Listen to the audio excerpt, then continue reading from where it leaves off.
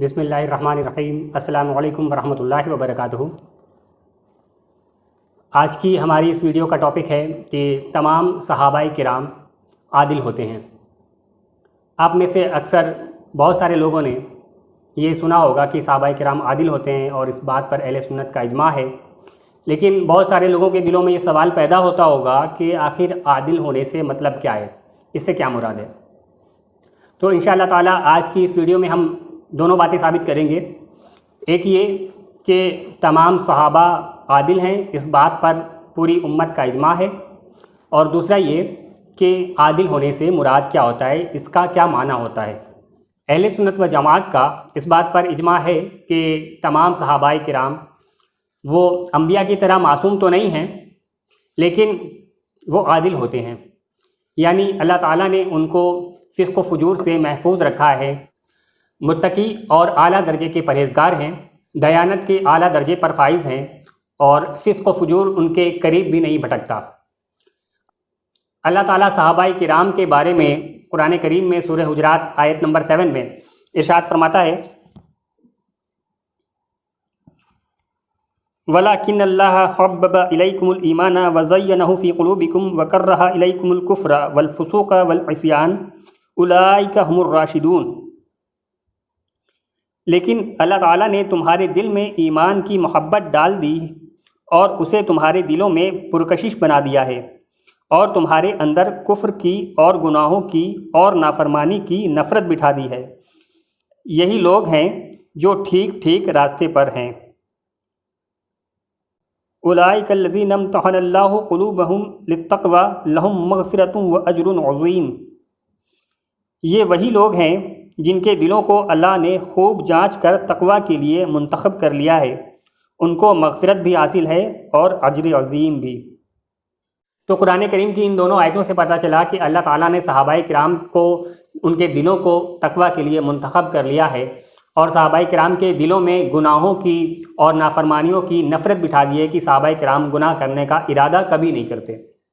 مزید صحابہ کرام کے عادل ہونے کے بارے میں امام جلال الدین سیوطی اپنی کتاب تدریب الراوی صفحہ نمبر 674 پر فرماتے ہیں، بے اجماع معتبر علماء تمام صحابہ کرام رضی اللہ عنہم عادل ہیں، مبتلا فتن ہوئے ہوں یا نہ ہوئے ہوں۔ اور اس کی دلیل کیا دیتے ہیں؟ وہ قرآن کریم کی ایک آیت پیش کرتے ہیں۔ اللہ تعالیٰ قرآن کریم میں فرماتا ہے، وَكَذَلِكَ جَعَلْنَاكُمْ أُمَّةً وَسَطًا، کہ ہم نے تمہیں امت وسط یعنی عادل بنایا ہے۔ نیز اللہ تعالیٰ نے ارشاد فرمایا، كُنْتُمْ خَيْرَ أُمَّةٍ أُخْرِجَتْ لِلنَّاسِ، کہ تم بہترین امت ہو جو لوگوں کے لیے نکالے گئے ہو۔ امام سیوطی ان آیتوں کے بارے میں فرماتے ہیں، ان آیات میں خطاب اس وقت موجود صحابہ کو ہے، اور نبی کریم صلی اللہ تعالیٰ علیہ وسلم نے ارشاد فرمایا، لوگوں میں بہترین میرا زمانہ ہے۔ امام الحرمین نے فرمایا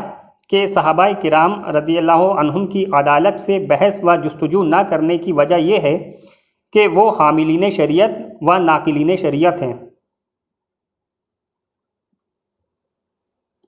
تو اس طریقے سے قرآن کریم نے خود ہی صحابہ کرام کا عادل ہونا بیان کر دیا ہے، جس کو مفسرین نے بھی قبول کیا ہے۔ آئیے مزید اس پر روشنی ڈالتے ہیں۔ علم العقائد کی معروف کتاب المسامرہ شرح مسائرہ میں صفحہ نمبر 265 اور 66 پر ہے، اہل سنت و جماعت کا عقیدہ تمام صحابہ کرام رضی اللہ عنہم کا تزکیہ یعنی گناہوں سے پاکی بیان کرنا ہے، اس طرح کہ ان سب کے لیے عدالت ثابت کرنا اور ان کے بارے میں طعن سے رکنا اور ان کی مدح و ثنا کرنا ہے۔ اور حضرت علی اور حضرت معاویہ رضی اللہ عنہما کے درمیان جو کچھ معاملہ پیش آیا، یہ دونوں حضرات کے اجتہاد کی بنا پر تھا۔ حضرت معاویہ رضی اللہ عنہ کی طرف سے امامت یعنی حکومت کا جھگڑا نہیں تھا۔ دوسری جگہ مشہور حنفی محقق ملا علی قاری اپنی کتاب شرح فقہ الاکبر میں صفحہ نمبر 116 پر فرماتے ہیں،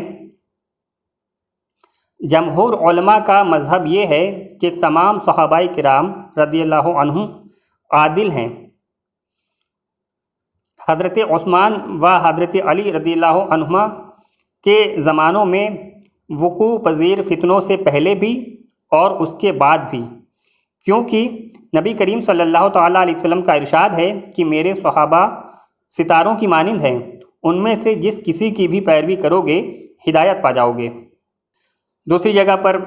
علامہ ابن حجر مکی رحمۃ اللہ علیہ اپنی کتاب الصواعق المحرقہ صفحہ نمبر 600 پر فرماتے ہیں، ابن صلاح اور امام نووی فرماتے ہیں کہ تمام صحابہ کرام رضی اللہ عنہم عادل و متقی تھے۔ نبی کریم صلی اللہ تعالیٰ علیہ وسلم کے وصال کے وقت 1,14,000 صحابہ تھے۔ قرآن کریم اور احادیث طیبہ صحابہ کرام رضی اللہ عنہم کی عدالت و تقوی اور جلالت شان کی صراحت و وضاحت کر رہے ہیں، اور ان کے باہمی مشاجرات و معاملات کے محمل اور تعویلات موجود ہیں۔ ایک اور جگہ پہ خطیب بغدادی اپنی کتاب اصول حدیث کی مشہور کتاب الکفایہ کے صفحہ نمبر 187 میں لکھتے ہیں، کتاب و سنت کی واضح دلائل کی روشنی میں صحابہ کرام کی عدالت و پاکیزگی کا قطعی پتہ چل جاتا ہے، اور اللہ اور اس کے رسول صلی اللہ علیہ وسلم کی تعدیل کے بعد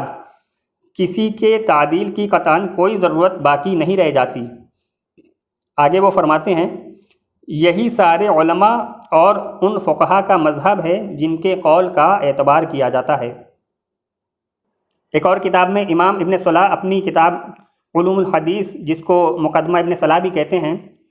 اس میں صفحہ نمبر 302 پر امام ابن صلاح فرماتے ہیں، صحابہ کرام سارے کے سارے فضیلت والے ہیں، اور وہ یہ کہ بے شک ان میں سے کسی کی عدالت کے بارے میں سوال نہیں کیا جائے گا، بلکہ یہ تو ختم شدہ معاملہ ہے، یعنی اس پر بحث کرنے کی کوئی ضرورت ہی نہیں ہے، اس وجہ سے کہ وہ کتاب و سنت اور ایسے اجماع سے علی الاطلاق عادل ہیں جسے اجماع امت شمار کیا جاتا ہے۔ مزید آگے لکھتے ہیں،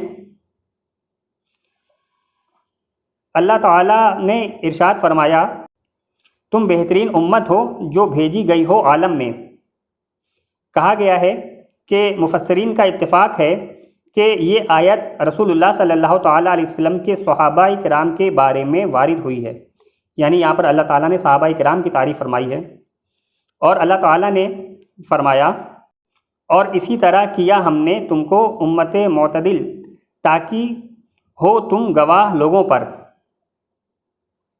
اور یہ اس وقت کے موجود یعنی صحابہ کرام کو خطاب ہے۔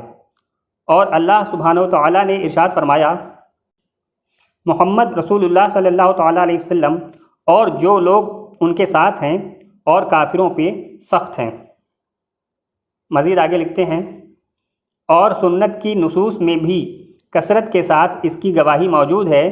ان میں سے حدیث ابو سعید جس کی صحت پر اتفاق کیا گیا ہے، بے شک رسول اللہ صلی اللہ تعالیٰ علیہ وسلم نے ارشاد فرمایا، میرے صحابہ کو برا نہ کہو، اس ذات کی قسم جس کے قبضے قدرت میں میری جان ہے، بے شک اگر تم میں سے کوئی احد پہاڑ کے برابر سونا بھی خرچ کر دے تو ان کے ایک مد جو کو بھی نہیں پہنچ سکتا۔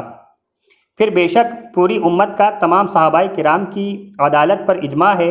اور ایسے ہی امت میں سے وہ صحابہ جو کسی فتنے میں پڑ گئے، ان کے لیے بھی یہ علماء کے اجماع کے ساتھ ثابت ہے۔ ان کے ساتھ حسن ظن اور ان کی پرانی نیک نامی کی طرف نظر کرتے ہوئے، اور گویا کہ اللہ تعالیٰ نے اجماع کو اسی لیے بنایا ہے۔ تو اتنے سارے محدثین مفسرین کی دلیلوں سے، ان کی عبارتوں سے یہ بات بالکل ثابت ہو جاتی ہے کہ تمام صحابہ کرام کے عادل ہونے پر پوری امت کا اجماع ہے، اور محدثین یہ بھی لکھتے ہیں کہ اس پر تو بحث کرنے کی کوئی ضرورت ہی نہیں ہے، یہ معاملہ تو ختم شدہ ہے، یعنی کہ یہ بات بہت پہلے ہی فائنل ہو چکی ہے کہ تمام صحابہ عادل ہیں اور پوری امت کا اجماع اس پر قائم ہو چکا ہے۔ تو اس بارے میں ڈسکس کرنے کی کوئی ضرورت نہیں ہے کہ صحابہ عادل ہیں یا نہیں ہیں، بلکہ یہ فائنل بات ہے کہ تمام صحابہ کرام عادل ہیں، اس پر امت کا اجماع ہے۔ اب اتنی بات تو ثابت ہو گئی، اب آئیے یہ جاننے کی ضرورت ہے، آپ کو یہ بھی بتا دوں کہ عادل ہونے سے مراد کیا ہے، یعنی جب ہم کہتے ہیں کہ صحابہ کرام عادل ہیں تو اس سے کیا مراد ہے۔ ابن حجر اسقلانی اپنی کتاب نخبۃ الفکر کے صفحہ نمبر 105 پر لکھتے ہیں، اور عدل سے مراد یہ ہے کہ اس شخص کے پاس ایسا ملکہ ہو جو اسے تقوی اور مروت کے لیے ابھارے۔ تقوی سے مراد ہے برے اعمال سے اجتناب کرنا، چاہے وہ شرک ہو، فسق ہو یا بدعت۔ اسی عبارت کی شرح کرتے ہوئے ملا علی قاری اپنی کتاب شرح نخبۃ الفکر میں صفحہ نمبر 247 پر لکھتے ہیں، اس کی وضاحت کرتے ہوئے سب سے پہلے وہ ملکہ کی وضاحت کرتے ہیں کہ ملکہ سے کیا مراد ہے، کہ کیونکہ ابن حجر اسقلانی نے کہا کہ اسے ملکہ ہونا چاہیے، تو اس کی تشریح میں ملا علی قاری لکھتے ہیں یعنی وہ اندرونی قوت جو اللہ تعالیٰ کی معرفت سے پیدا ہوتی ہے، اور کہا گیا ہے کہ یہ نفسانی صفات کی ایک راسخ کیفیت ہے، اگر یہ راسخ نہ ہو تو اسے حال کہا جاتا ہے۔ یعنی ملکہ جو چیز ہے وہ ایک راسخ کیفیت ہوتی ہے، یعنی کہ ایک اسٹرانگ پوزیشن ہوتی ہے،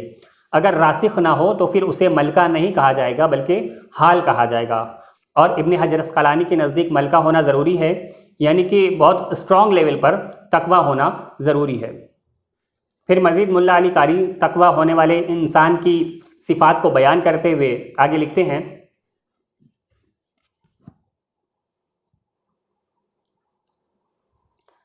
تحمل کی وضاحت کرتے ہوئے لکھتے ہیں، تحمل یعنی کہ جو ایک شخص کو تقوی پر جمے رہنے کی ترغیب دیتا ہے، اور یہ کئی مراتب پر مشتمل ہے۔ سب سے نچلا درجہ شرک سے بچنا ہے، اس میں فرائض کو انجام دینا اور ممنوعات سے اجتناب کرنا بھی شامل ہے، اور اس میں شبہات اور مکروہات کو چھوڑنا بھی شامل ہے، اور اس میں مباحات سے شہوات کو ترک کرنا بھی شامل ہے، اور اس میں ہر حالت میں غفلت کو ترک کرنا بھی شامل ہے، اور مجموعی طور پر یہ ہر اس چیز سے بچنا ہے جو شرعی لحاظ سے مذموم ہے۔